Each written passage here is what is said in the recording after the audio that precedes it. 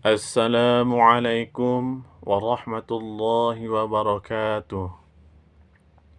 Alhamdulillahi rabbil alamin wa bihi nasta'inu ala umuri dunya waddin wa ala alihi wa sahbihi ajma'in amma ba'du.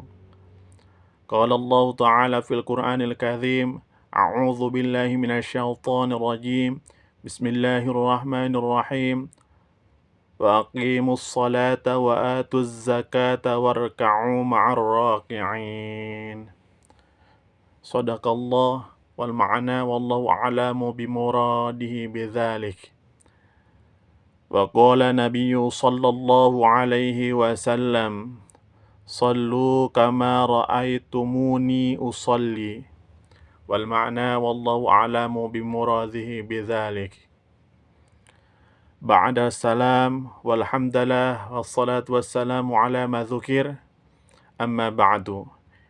Yang saya hormati dan yang Allah muliakan, guru kita semua Al-Mukarram Kiai Abdul Hadi, semoga Allah panjangkan usianya, Allah tambah keberkahannya, dan Allah muliakan di dunia dan akhiratnya. Amin ya rabbal alamin.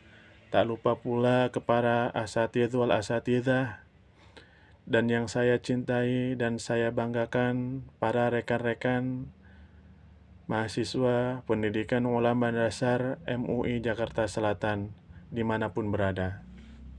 Hadirin yang dirahmati Allah Subhanahu wa Ta'ala, tak terasa hari berganti hari, minggu berganti minggu, bulan berganti bulan, bahkan tahun berganti tahun.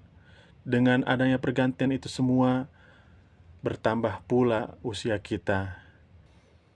Dengan bertambahnya usia, apakah bertambah pula keimanan dan ketakwaan kita kepada Allah Subhanahu wa Ta'ala, atau bahkan sebaliknya?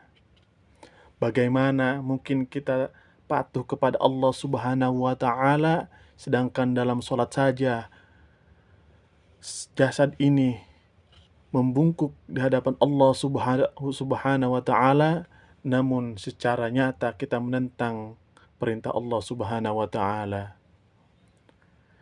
Al-Quran sudah tidak menjadi obat hati dan jiwa, sebab semua itu hanyalah lantunan suara yang tidak berjejak di lerung dada.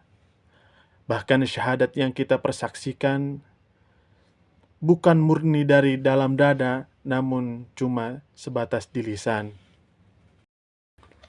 Salat yang kita laksanakan bukan untuk mengejar jabatan ataupun yang lainnya, tapi salat yang kita laksanakan murni sebagai bentuk penghambaan kita kepada Allah Subhanahu wa Ta'ala.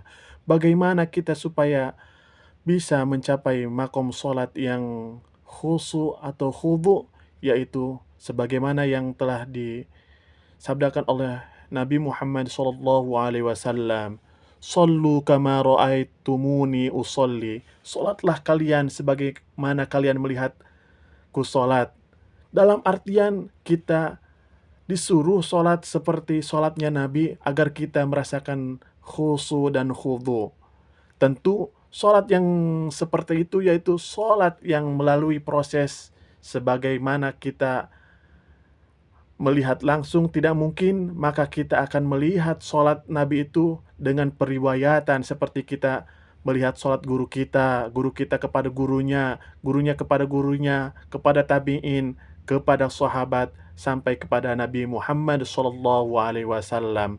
Semua itu bisa kita laksanakan dengan belajar dan mengaji. Dalam sholat pula diakhiri dengan salam ke kanan dan yang ke kiri.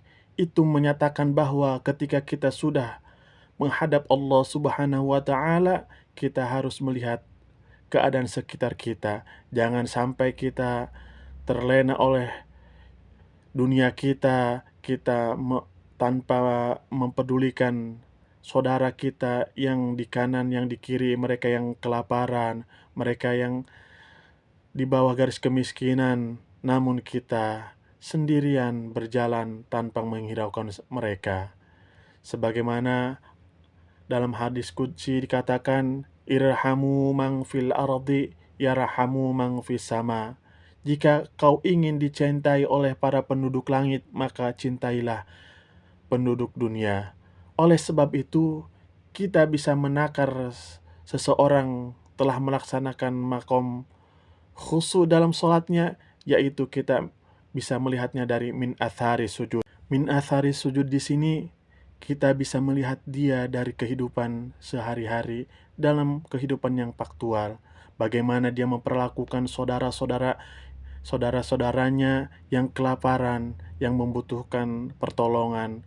Bahkan dia akan sangat memperhatikan sekitar, baik itu lingkungan, sosial, maupun yang lainnya. Tutur katanya akan dijaga, setiap tingkah lakunya yaitu sebagai tingkah laku yang bermuatan positif.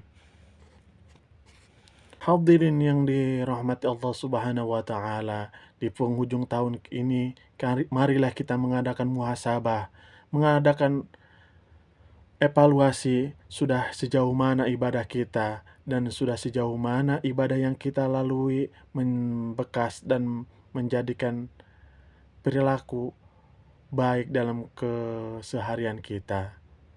Mungkin cukup sekian dari saya. Billahi taufiq wal hidayah. Assalamualaikum warahmatullahi wabarakatuh.